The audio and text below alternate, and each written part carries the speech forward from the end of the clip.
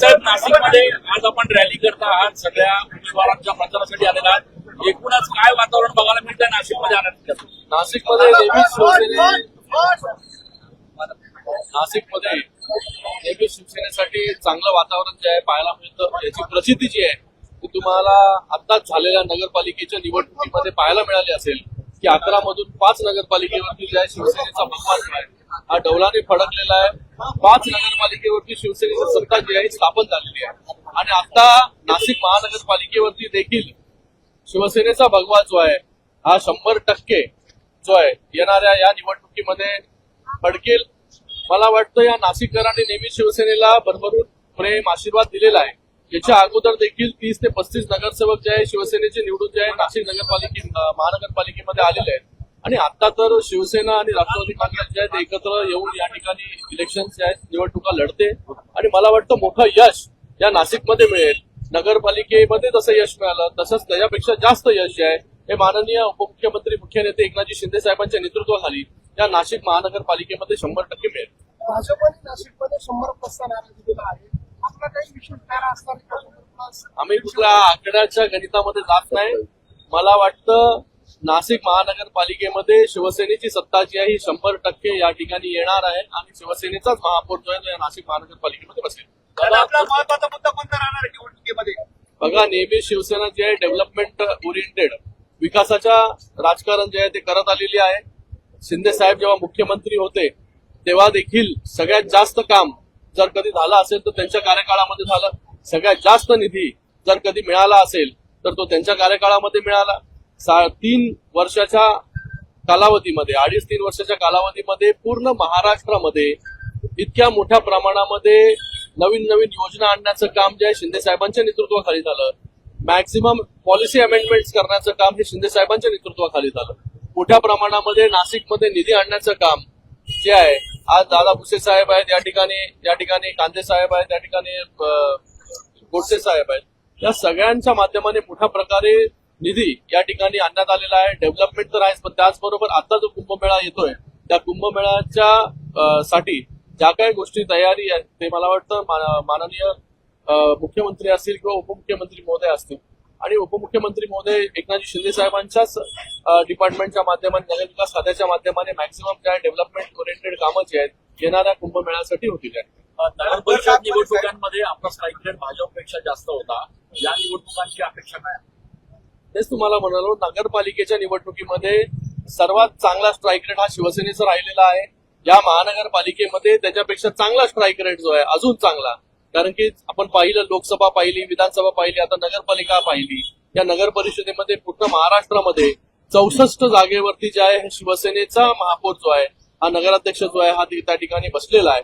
कोणी अपेक्षा केली नव्हती की 64 ठिकाणी जे आहे शिवसेना त्या ठिकाणी नगराध्यक्ष बसवेल, पण लोकांचा प्रेम, लोकांचा आशीर्वाद आणि त्याचबरोबर शिंदे साहेबांवरती असणारं प्रेम जे आहे पूर्ण महाराष्ट्रामध्ये आज फक्त शहरापुरतं मर्यादित नाहीये शिवसेना. आज शिवसेना जी आहे घराघरामध्ये ग्रामीण भागापर्यंत पोहोचलेली आहे आणि ज्या ठिकाणी शिवसेनेची ताकद नव्हती त्या ठिकाणी देखील शिवसेनेचे नगराध्यक्ष जे आहे ते त्या ठिकाणी बसलेले आहेत. तर मला वाटतं या निवडणुकीमध्ये आतापर्यंत जेवढं यश मिळालं त्याच्यापेक्षा मोठं यश आहे हे या महानगरपालिकेच्या निवडणुकीमध्ये. काँग्रेस सोबत युती केलेली आहे, काय घडतं? बघा, मला वाटतं अकोटमध्ये भाजपाने MIM सोबत असेल किंवा अंबरनाथमध्ये काँग्रेस सोबत असेल, हा सर्वस्वी प्रश्न जो आहे हा भारतीय जनता पार्टीचा आहे. तुम्ही हा प्रश्न जर त्यांच्या नेत्यांना विचारला तर ते चांगल्या प्रकारे त्याचं विस्तृत स्वरूपामध्ये जे आहे हे उत्तर हे देऊ शकतील. आम्ही जो आहे नेहमीच काँग्रेसला विरोध करत आलेलो आहे. म्हणूनच शिंदे साहेबांनी जो उठाव केला हा या सगळ्या वृत्तींच्या विरोधामध्ये उठाव केला होता. बाळासाहेबांनी देखील काँग्रेसच्या विरोधामध्ये जे आहे नेहमीच जे आहे बंड पुकारलं होतं आणि आज जर असं होत असेल तर मला वाटतं ह्याचं उत्तर जे आहे ते आमच्यापेक्षा भारतीय जनता पार्टी जे चांगल्या प्रकारे देऊ शकतात. पण एक सांगतो, काँग्रेसला जो आहे हा विरोध होता आणि पुढे देखील तीव्र विरोध जो आहे राहील. अंबरनाथमध्ये तुमच्या बरोबर सत्ता स्थापन होणं अपेक्षित होतं, तसे गणित पण जुळत होते. असं असताना तुम्हाला बाजूला ठेवलं आणि काँग्रेस सोबत केले. तेच तुम्हाला सांगितलं मी. आता तुम्ही त्यांना हा प्रश्न जर विचारला कारण की केंद्रामध्ये महायुती आहे, राज्यामध्ये महायुती आहे आणि नगरपालिकेमध्ये देखील आपण पाहिलं असेल की महायुतीच्या सगळ्यात जास्त जागा निवडून आल्या आणि महानगरपालिकेमध्ये देखील मॅक्सिमम ठिकाणी महायुतीचं वातावरण आहे. काही ठिकाणी जे आहे नाशिक सोडलं, बाकी ठिकाणी सोडलं तर त्या ठिकाणी काही ठिकाणी नाही आहे महायुती. तर मला वाटतं अशा परिस्थितीमध्ये जो काही परम्युटेशन कॉम्बिनेशन कोणाबरोबर सत्ता स्थापन करतायत, ज्या विचारांच्या विरोधामध्ये आपण लढलो अशा लोकांबरोबर सत्ता स्थापन कोण करत असेल तर मला वाटतं हा सर्वस्वी प्रश्न जो आहे तो त्यांचा आहे. पण आपण त्यांना जाऊन जो प्रश्न विचारला पाहिजे. तसं जरी असलं तरी याचा एक चुकीचा मेसेज राज्यभरात जातो, कारण राज्यात आपण एकत्र आहात त्याच्यामुळे सर्वसामान्य लोकांमध्ये एक वेगळा मेसेज जातो असं नाही वाटत.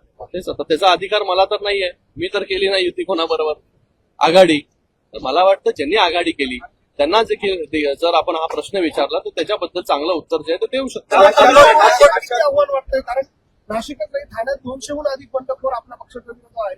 नाशिकमध्ये काही ठिकाणी बंडखोरी आहे. मला वाटत नाही की बंडखोरांचा कुठे जो आहे हा प्रॉब्लेम जो आहे कुठेच आलेला आहे. नगरपालिकेमध्ये पण पाहिलं त्या ठिकाणी देखील मोठ्या प्रमाणामध्ये सगळे बंडखोर उभे होते.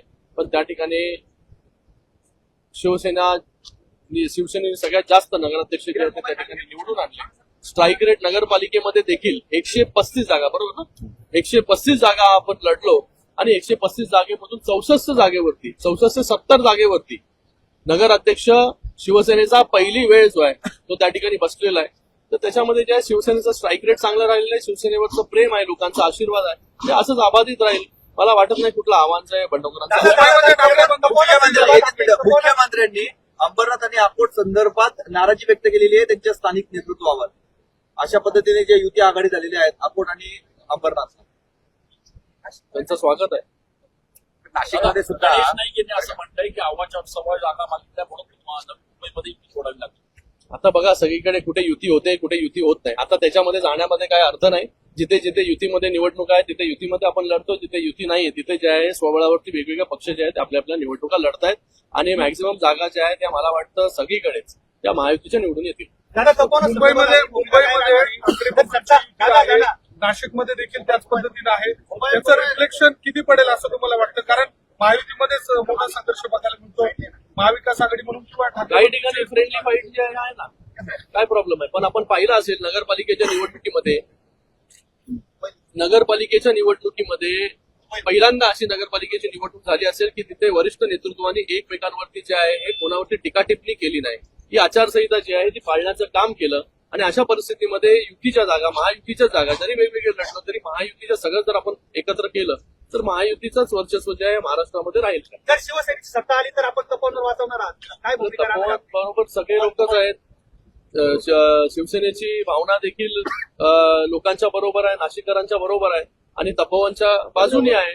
पर्यावरण प्रेमी जे आहे त्यांच्या बरोबर आहे. म्हणजे मला वाटतं इतक्या वर्ष जुने असणारे झाडं जे आहेत मला वाटतं कुठल्या जर आपल्याला व्यवस्था करायची असेल तर त्याला पर्यायी देखील आपल्याला उपलब्ध आहेत. त्याचा अवलंब जो आहे तो आपण केला पाहिजे. शिवसेना जी आहे ही नाशिककरांबरोबर आहे, तपोवन बरोबर.